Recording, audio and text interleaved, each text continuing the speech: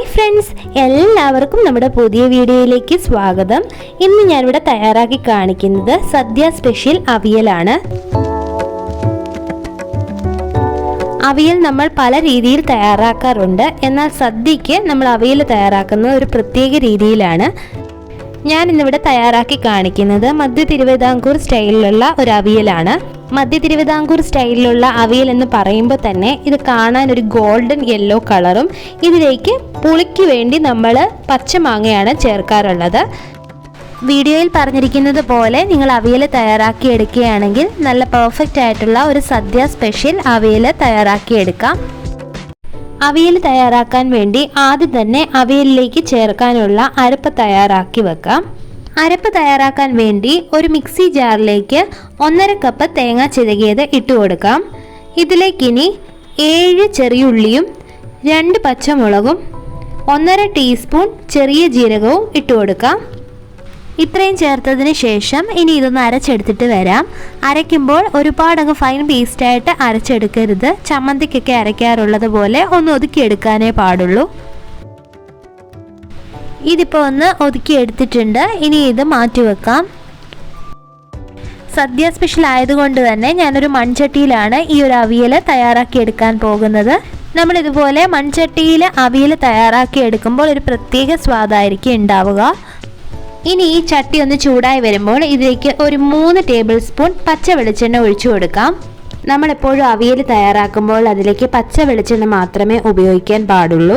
കാരണം നമ്മളിതിലേക്ക് ചേർക്കുന്ന ആ ഒരു വെളിച്ചെണ്ണയാണ് സദ്യക്ക് വിളമ്പുന്ന ഒരു അവിയലിന് സ്വാദ് കൂട്ടുന്നത്.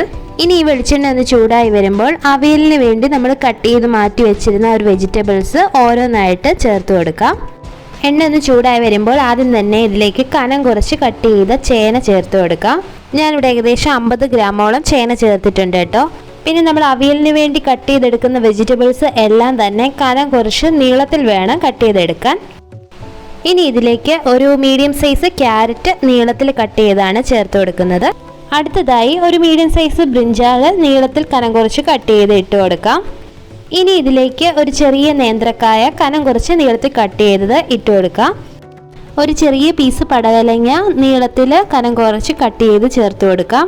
അതോടൊപ്പം തന്നെ വെള്ളരിക്ക കുറച്ച് ഇതുപോലെ നീളത്തിൽ കുരുവൊക്കെ കളഞ്ഞ് കട്ട് ചെയ്തതും, കുറച്ച് കുമ്പളങ്ങയും കുരുവൊക്കെ കളഞ്ഞിട്ട് ഇതുപോലെ നീളത്തിൽ കട്ട് ചെയ്തതും ചേർത്ത് കൊടുക്കാം.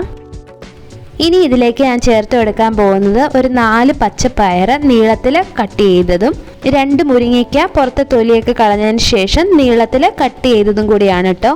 ഒരു 2 പച്ചമുളക് നീളത്തിൽ കട്ട് ചെയ്തൂടെ ഇതിലേക്ക് ചേർത്ത് കൊടുക്കാം. ഇനി ഇതിലേക്ക് നമുക്ക് ചേർത്ത് കൊടുക്കേണ്ടത് 1/2 ടീസ്പൂൺ മുളക് പൊടിയും 1/2 ടീസ്പൂൺ മഞ്ഞൾ പൊടിയുമാണ്. ഞാൻ നേരത്തെ പറഞ്ഞിരുന്നത് പോലെ മധ്യ തിരുവിതാംകൂർ സ്റ്റൈലിലുള്ള അവിയലിന് ഒരു ഗോൾഡൻ യെല്ലോ കളർ ആയിരിക്കും ഉണ്ടായിരിക്കുക. അതുകൊണ്ടാണ് നമ്മളിതിലേക്ക് ഒരു 1/2 ടീസ്പൂൺ മുളക് പൊടിയൂടെ ചേർത്തിട്ടുള്ളത് കേട്ടോ. ഇതിലേക്ക് ഇനി ആവശ്യത്തിനുള്ള ഉപ്പൂടെ നമുക്ക് ചേർത്ത് കൊടുക്കാം. ഇത്രയും ചേർത്തതിന് ശേഷം ഈ പച്ചക്കറികളെല്ലാം തന്നെ നന്നായിട്ട് ഒന്ന് മിക്സ് ചെയ്ത് നമ്മൾ ആദ്യം ഒഴിച്ച ആ ഒരു വെളിച്ചെണ്ണയിൽ ഒരു മിനിമം 5 മിനിറ്റെങ്കിലും ഇതൊന്ന് വഴറ്റിയെടുക്കാം. ഒരു മീഡിയം ഫ്ലെയിമിൽ വെച്ച് തന്നെ ഈ പച്ചക്കറികളെല്ലാം ഈ വെളിച്ചെണ്ണയിൽ ഒന്ന് വഴറ്റിയെടുക്കാം കേട്ടോ. നമ്മൾ ആദ്യം തന്നെ ഈ പച്ചക്കറികൾ ഇതുപോലെ വെളിച്ചെണ്ണയിൽ ഒന്ന് വഴറ്റിയെടുക്കുന്നത് കാരണം അവയിലൊരു പ്രത്യേക സ്വാദും മാത്രമല്ല, ഇത് വെന്ത് വരുമ്പോൾ പച്ചക്കറികൾ അധികം ഉടഞ്ഞു പോവുകയില്ല. ഇതിപ്പോൾ ഈ പച്ചക്കറികളെല്ലാം ഏകദേശം 5 മിനിറ്റോളം നമ്മൾ ആ ഒരു വെളിച്ചെണ്ണയിൽ വഴറ്റിയെടുത്തിട്ടുണ്ട്. ഇനി ഈ പച്ചക്കറികൾ നമുക്കൊന്ന് വേവിച്ചെടുക്കാം. നമ്മൾ ഇതിലേക്ക് എക്സ്ട്രാ ആയിട്ട് വെള്ളം ഒന്നും തന്നെ ചേർക്കുന്നില്ല.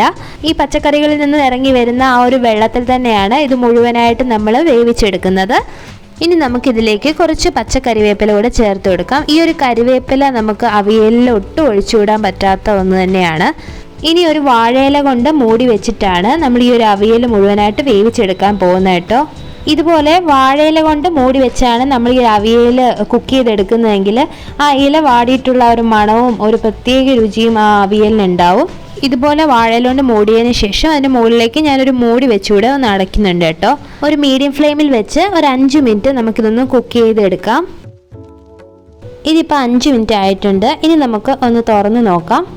ഇത് കണ്ടില്ല, പച്ചക്കറി വേവുമ്പോഴുള്ള ആ ഒരു ആവിയിൽ ആ ഒരു വാഴയിലൊക്കെ വാടി വന്നിട്ടുണ്ട്. ഈ ഒരു സമയത്ത് ആ വാഴയില വാടിയതിൻ്റെ ഒരു പ്രത്യേക സ്മെല്ലാണ് കേട്ടോ. ഇതിപ്പോൾ ഈ പച്ചക്കറിയൊക്കെ ഒന്ന് പാതി വേവായിട്ടുണ്ട്. ഇനി ഒന്ന് ഉടയാതെ നമുക്ക് ഇതൊന്ന് ഇളക്കി കൊടുക്കാം. ഇതാണ്ടിൽ അടിയിലൊന്നും പിടിച്ചിട്ടില്ല. നമ്മൾ ഇതിലേക്ക് വെള്ളമൊന്നും ചേർത്തിട്ടില്ലായിരുന്നു. ആ ഒരു പച്ചക്കറിയിൽ നിന്ന് ഇറങ്ങി വന്ന ആ ഒരു വെള്ളം മാത്രമേ ഉള്ളൂ.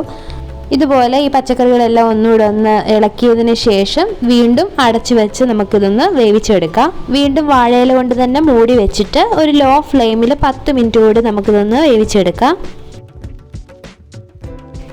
ഇതിപ്പോൾ ഒരു 10 മിനിറ്റ് ആയിട്ടുണ്ട്. ഇനി നമുക്കൊന്ന് തുറന്ന് നോക്കാം.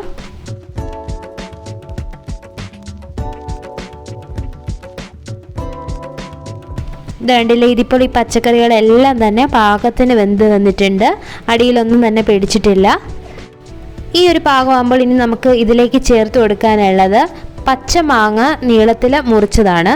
ഇനി നമുക്ക് ചട്ടിയുടെ നടുഭാഗത്തുള്ള പച്ചക്കറി ഒരു തവി കൊണ്ട് ഒന്ന് മാറ്റിയതിന് ശേഷം പച്ചമാങ്ങ കീറിയത് ഇതിലേക്ക് ഇട്ട് കൊടുക്കാം. ഒരു മീഡിയം സൈസ് പച്ചമാങ്ങ ഞാൻ മുഴുവനായിട്ടും ചേർത്ത് കൊടുക്കുന്നുണ്ട് കേട്ടോ. ഈ പച്ചമാങ്ങ പെട്ടെന്നൊന്ന് വെന്ത് കിട്ടാൻ വേണ്ടിയിട്ടാണ് ഇത് നമ്മൾ ആ ഒരു പച്ചക്കറിയുടെ നടുഭാഗത്തേക്ക് ഇത് ഇട്ട് കൊടുക്കുന്നത്. മാത്രമല്ല ഈ ഒരു പച്ചമാങ്ങ പെട്ടെന്ന് തന്നെ വെന്ത് കിട്ടും. എന്നിട്ട് ഇതുപോലെ പച്ചക്കറിന് മുകളിലേക്ക് നിരത്തിയതിന് ശേഷം ഇതിന് മുകളിലായിട്ട് നമ്മൾ നേരത്തെ ഒതുക്കി മാറ്റി വെച്ചിരുന്ന ആ ഒരു അരപ്പില്ലേ, അത് മുഴുവനായിട്ടും ഈ പച്ചക്കറികളുടെ മുകളിലേക്ക് ഇട്ട് കൊടുക്കാം.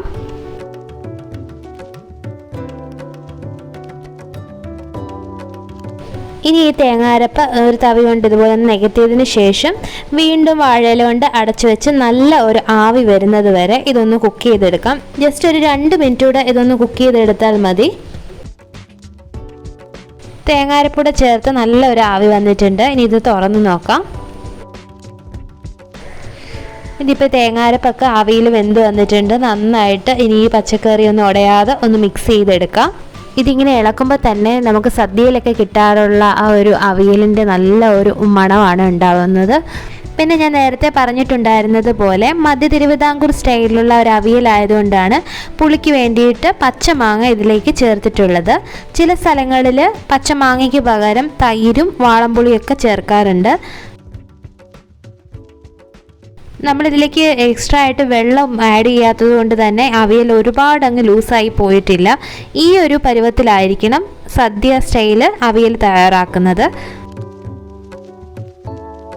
ഇനി ഫ്ലെയിം ഓഫ് ചെയ്തതിന് ശേഷം ഇതിലേക്ക് നമുക്കൊരു സീക്രട്ട് ഇൻഗ്രീഡിയൻറ്റ് ചേർക്കാനുണ്ട്. കുറച്ച് ചുവന്നുള്ളിയും കുറച്ച് കറിവേപ്പിലയും വെളിച്ചെണ്ണയിൽ നന്നായിട്ട് കൈകൊണ്ട് തിരുമിയതിന് ശേഷം നമുക്കിതിലേക്ക് ചേർത്ത് കൊടുക്കാം. ഇതുപോലെ പച്ച വെളിച്ചെണ്ണയിൽ കറിവേപ്പിലയും ചുവന്നുള്ളിയും കൈകൊണ്ട് തിരുമ്മി അവിയലിലേക്ക് ചേർക്കുകയാണെങ്കിൽ ഒരു പ്രത്യേക ടേസ്റ്റ് ആയിരിക്കും അവിയലിന്. ഇനി അവസാനമായിട്ട് ഇതിന് മുകളിലേക്ക് കുറച്ച് പച്ച വെളിച്ചെണ്ണ ഒന്ന് തൂവി കൊടുക്കാം. വെളിച്ചെണ്ണയോട് ചേർത്തതിന് ശേഷം വാഴയില ഉപയോഗിച്ച് ഇതൊന്ന് മൂടി വെക്കാം. ഒരു 10 മിനിറ്റിന് ശേഷം നമുക്കിത് സെർവ് ചെയ്യാം കേട്ടോ. 10 മിനിറ്റിന് ശേഷം ഇതെല്ലാം നന്നായിട്ട് ഒന്ന് മിക്സ് ചെയ്യാം. അപ്പോൾ ഇത്രയേ ഉള്ളൂ കേട്ടോ സദ്യ സ്പെഷ്യൽ അവിയൽ തയ്യാറാക്കാൻ. വീഡിയോയിൽ പറഞ്ഞിരിക്കുന്നത് പോലെ തന്നെ തയ്യാറാക്കി എടുക്കുകയാണെങ്കിൽ നല്ല പെർഫെക്റ്റ് ആയിട്ടുള്ള അവിയൽ നിങ്ങൾക്ക് തയ്യാറാക്കി എടുക്കാം. അപ്പോൾ ഇനി എല്ലാവരും തന്നെ ഈ ഓണസദ്യയ്ക്ക് ഇതുപോലെ അവിയൽ തയ്യാറാക്കി നോക്കിയതിന് ശേഷം അഭിപ്രായം അറിയിക്കാൻ മറക്കല്ലേ. വീഡിയോ ഇഷ്ടമെങ്കിൽ ലൈക്ക് ചെയ്യാനും ഷെയർ ചെയ്യാനും സബ്സ്ക്രൈബ് ചെയ്യാനും മറക്കല്ലേ. സബ്സ്ക്രൈബ് ചെയ്യുമ്പോൾ തൊട്ടടുത്തുള്ള കുഞ്ഞു ബെല്ലൈക്കൺ കൂടെ ഒന്ന് എനേബിൾ ചെയ്തേക്കണേ. അപ്പോൾ ഇനി അടുത്തൊരു ഓണസദ്യ സ്പെഷ്യൽ റെസിപ്പിയുമായി കാണുന്നത് വരെ ബൈ ബൈ, ടേക്ക് കെയർ.